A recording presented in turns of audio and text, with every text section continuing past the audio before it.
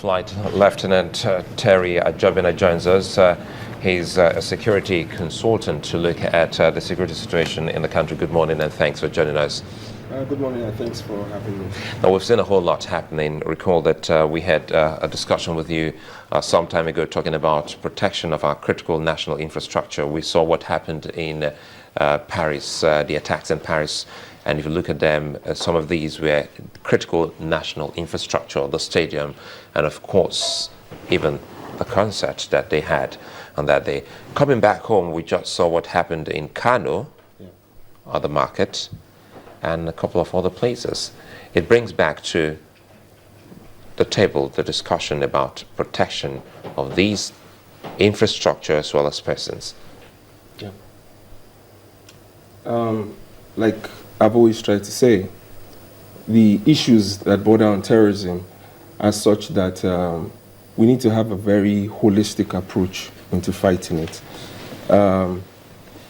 I've said often that the fight on the front, as we are experiencing now, is just one of many engagements or one of many fronts we would have to tackle the issue of terrorism.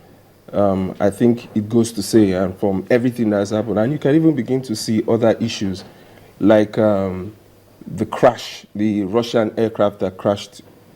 It's a case of a critical national asset, which is the airport in this instance, was breached because from what we are hearing, it was caused as a result of a bomb that was planted within the aircraft or planted in the aircraft. So it begins to let you see that it's not just even the attacks on the critical national assets, it's some of these assets being used to implement terrorist actions or terrorist plans.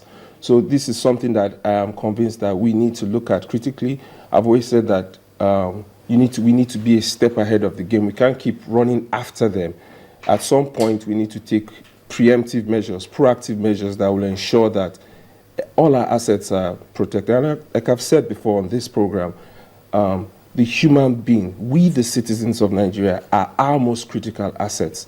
And at some point, we need to start imbibing that culture of security consciousness. It's about time. I don't think we need to wait until these attacks start happening in other places. At some point, it needs to trickle down to the schools.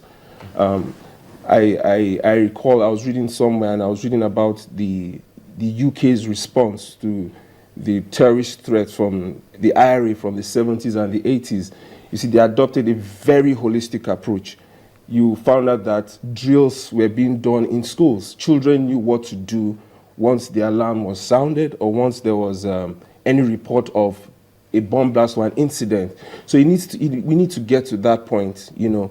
We should begin to exchange messages. The same preparedness we have for fire drills, we should also put that in the system. Precisely. And that's when it comes to you and I. But even at the various response levels, there needs to be that coordination.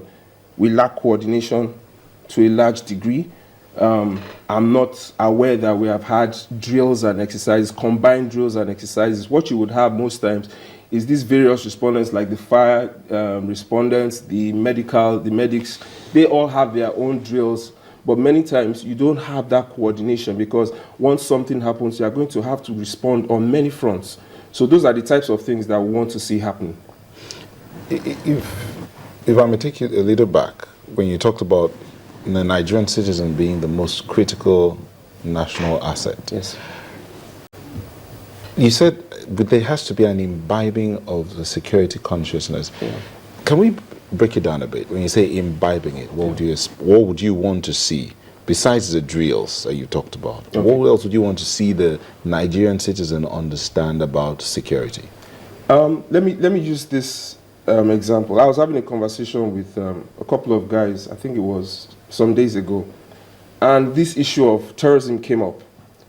And one of the guys sat back and said, it can never happen in a place like Lagos, that they didn't just keep it at the northeast or at the north, that it's probably just going to remain in that region. And I found out that that's a representation of what many of the typical Nigeria, especially those who are not in the areas where we have these issues. That's the kind of lax stance that we have, and with that kind of mindset, it's going to be very difficult for such a person to begin to understand that you have a role to play when it comes to securing your environment, because you need to be observant. There are basic profiling techniques you can begin to teach even from primary school. The question is, whose fault is it that person has that sort of belief? Is that sense of security? I don't want to know if it's false or if it's right, that person has. Do you think it's the government that is making the person think, or is it the way the attacks have been happening, or whose job is it to help that person realize that you shouldn't think that way?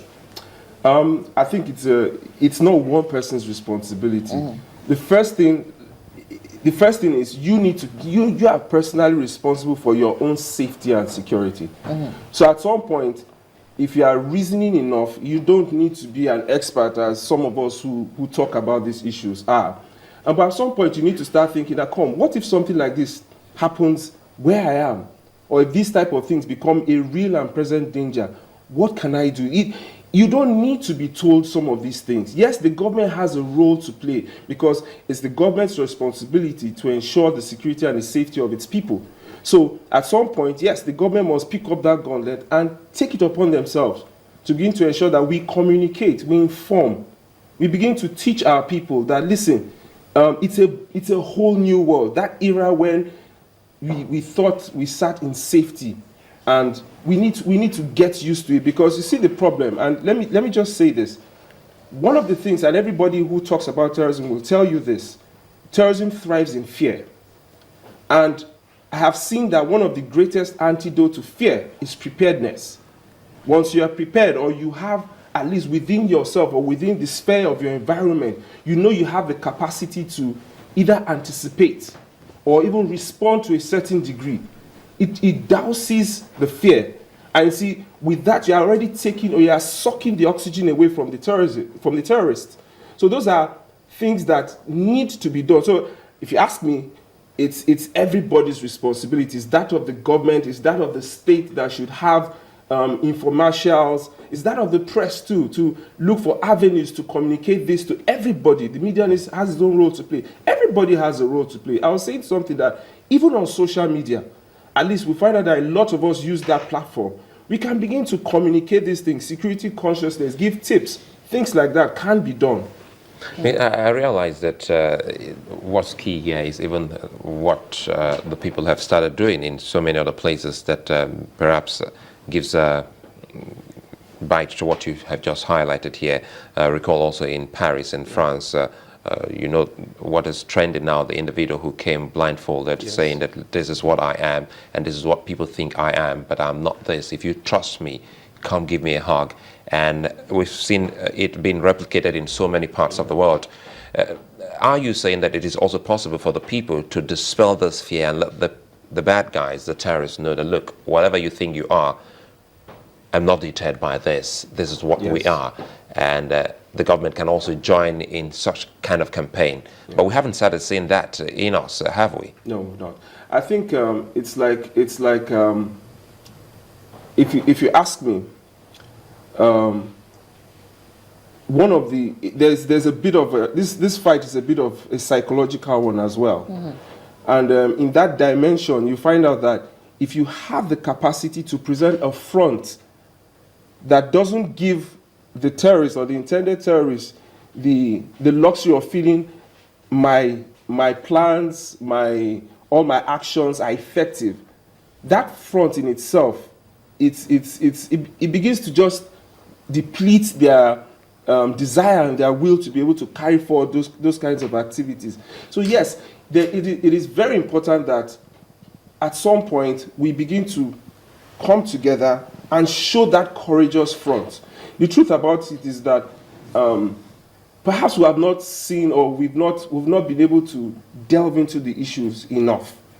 And that's where it becomes a little difficult. And let me give this scenario. I've done quite a lot of training on terrorism, particularly in the maritime sector. And I've had the opportunity of training security officers on terrorism for upwards of 6 years, 7 years. Now, what I discovered was when we discussed issues of terrorism back in 2006, 2007, it wasn't a concept or a phenomenon that anybody could relate. It just felt like something that was happening in Iraq or something that happened in 9/11 in America. You know, it was a very alien concept. So it was a bit foggy for them to grasp. You understand? Yes. And these are security officers. These are people who are custodians of security within their various organizations. You know, but with time, when these things started becoming our own reality, people began to sit down. Now you sit in class and people can relate with it. But the truth is, the average Nigerian has not had that opportunity to be able to sit down and hear about this, and listen about these discussions, you know, except for what they read in the papers. And many times you read in the papers, okay, it happened somewhere that is hundreds of kilometers away. And yeah, there's that sense of, so I can just sit back. But like you said, rightly, at some point we need to begin to come together and give that front and let them know that, listen, you cannot intimidate. We're not going to stop living because you are attacking us or because you have the intention to wipe us out away. No, we're going to go on living and we're going to take you courageously.